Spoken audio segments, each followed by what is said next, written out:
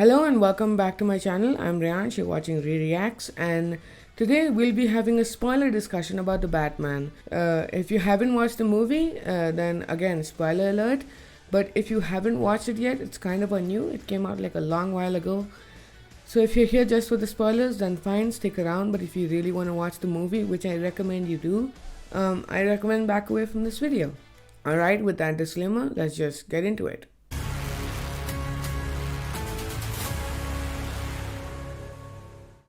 There have been so many iterations of Batman, starting from the black and white era to very recently Robert Pattinson's The Batman. But I've mostly known Christian Bale and Ben Affleck as the Batmans of this generation. I really love the Joker and I love Ben Affleck and his role, but Robert Pattinson's The Batman was just something else. The overview. The overview. This new dark version of Batman has been really exciting to see. This new version is really grounded and more realistic. I mean, the earlier versions were really good, but nothing of this level. The outfits, the weapons, the vehicles, the costumes, and yeah, the villains. They give a feel of a Gotham City that could totally be there in the real world. The Joker contributed to this, but you really feel it in this one. I mean, take the Penguin. Remember that weird penguin played by Danny DeVito? It's Penguin! I am not a human being! I am an animal! Cold-blooded! Crank the AC! This one in comparison is just like a high-profile mob boss. You could see him like a part of the Italian mafia, where Penguin is more of a moniker rather than a character trait. I mean, here he isn't waddling around like those old days. Here he's called the Penguin because of his look rather than what he is. This movie also gets you into Batman's headspace. You can feel what he's thinking, the world's greatest detective doing his job. You can feel what goes through his head, and that's just amazing. Gotham City. Gotham City. Gotham City gets a lot darker and deep. The colors and tones they use, they make Gotham a difficult place to be, very uncomfortable, and a very dark place. Especially if you compare it to the previous versions of the city. The movie really leans into that neo-noir aesthetic, which is not present in any other comic book movie. So that was a nice, fresh approach, and I loved it.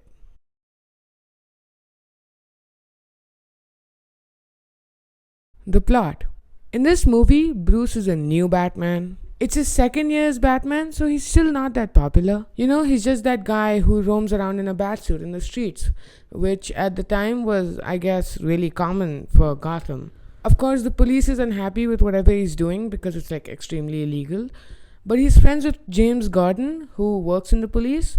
Gordon invites him to solve a serial killer case, and it leads to a back and forth riddle game between Batman and this new villain called the Riddler. The new Batman who's pure vengeance. Batman / Bruce Wayne in this adaptation is much more emo, keeps to himself, is not as outgoing as, say, Christian Bale's Batman. He's tortured, tormented, and broken, and Robert Pattinson does a great job at conveying that. But the way he moves when he's Batman, the way he looks at you, just his eyes, he means to strike fear. Fear is his tool.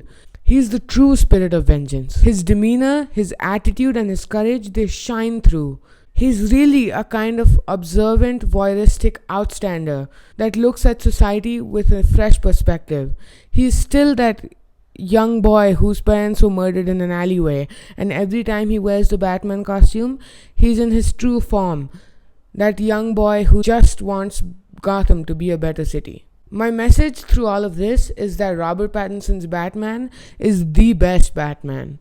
Easily. Other cast members. Zoe Kravitz as Catwoman was great. No complaints at all from her. Most of the emotional baggage was on her. The way she moved really captured the Catwoman vibe, and I appreciated it. Jeffrey Wright as Gordon was also great. He added that wise older brother quality to the role, like he's responsible for keeping Batman's temper at bay. This new Gordon Batman dynamic was much more advanced and was like on a brother level rather than a best friend level, and I really appreciated it. And the Penguin, oh man. Colin Farrell as the Penguin deserves an Oscar. The way he captured the Penguin, even though he had a very short role in the movie in my opinion, was great. Just his first appearance at the club and the car chase scene where he thinks he got Batman was just superb. I mean, he didn't really play a huge role in the story, but He was definitely set up as a future Batman villain, and I would love to see him again on screen. All the actors were great and really felt like integral parts of the puzzle in the movie. The Riddler. Paul Dano as the Riddler was one of the greatest events in cinema history. To play such a madman, a Zodiac-style terrorist, is something only the best of the best can do, and Paul Dano does it perfectly. I mean, this is the first time I saw him in anything, but his performance rivaled Heath Ledger's Joker in my book. They really treat him as the perfect counterpart to Batman. They both have the same goal, to remove Gotham's corruption. They just had different approaches. To say the least, this was a huge upgrade over Jim Carrey's The Riddler, with all the question marks all over. I mean, just the storyline, the way he convinces so many people and gains so many followers to do these heinous crimes in his name was just genius. But if you do think about it, there isn't this huge confrontation scene between the Batman and the Riddler in this movie. The Riddler confesses, goes to Arkham, and he and Batman only talk through the glass, the only time they talk in person. There's no Batman smashing Riddler's head into the table or anything like that. That really was a different take for a comic book movie. I mean, aren't we all used to those big CGI skybeam fights and at the end of Marvel movies? In that way, this was, like I said, a very fresh approach, and I appreciated the most. Did you know there's no comic book movie till date to win an Oscar? I mean, bunch of them have been nominated, but let's be real. Those are just nominations to get you to watch the Oscars. Did Black Panther actually have a chance of winning? Don't get me wrong, it was a great movie, but I don't think it ever would have won. What I'm trying to say through all of this is that if The Batman gets nominated, it'll be the first comic book movie ever to deserve an Oscar. If the movie doesn't, Robert Pattinson definitely should. The man acted with just his eyes, which is something I didn't think was possible. A lot of the times in the movie, the focus is just on his eyes, especially when he's wearing the Batman cowl. And when you look into them, you can think what he's thinking. That's how you get into his headspace, just by looking into his eyes, which I think is superb. The action. I personally love the depiction of the Batmobile in this movie. It was much better than that army tank that Christian Bale had, which was just like super overpowered.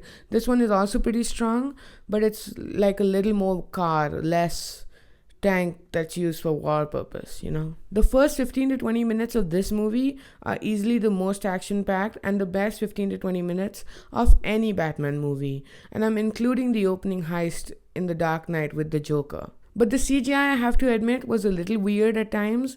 Like that whole Batsuit flying scene where he flies and then falls was not the best. It could have been much better. The movie, like I said, is a neo-noir detective-style murder mystery movie. That's a mouthful. The movie is rich in action, like the car chase scene and the part where Batman's ripping through the club. But the action's not the main takeaway. The movie is about you hanging out with Batman as he solves the serial killer case. It's about you feeling what he's feeling.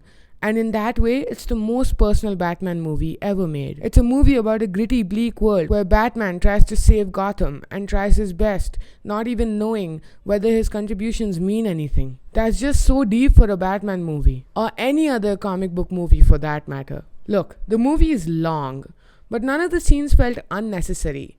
Everything played an important role either towards character development or to the story.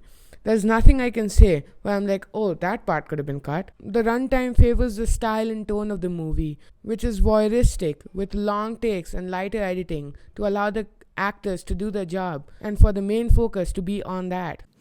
Character development.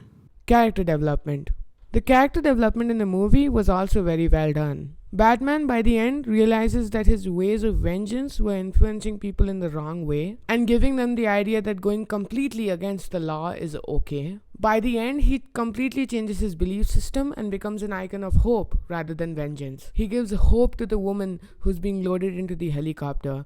He realizes what it means to be a true hero by the end, and that's just amazing. Catwoman also realizes that it's not worth harming another being, no matter how bad their actions are, if it means sacrificing one's own soul, which was a very deep lesson that she learned too. She learns to pick her battles. But the Riddler, on the other hand, goes completely in the wrong direction and makes friends with the Riddler in Arkham Asylum. And those two are definitely going to return as a villain duo in an upcoming Batman project, which I am excited for. But one thing is certain when you see this movie: it's big, it's cinematic, and it's some of the most fun I've ever had in a DC movie.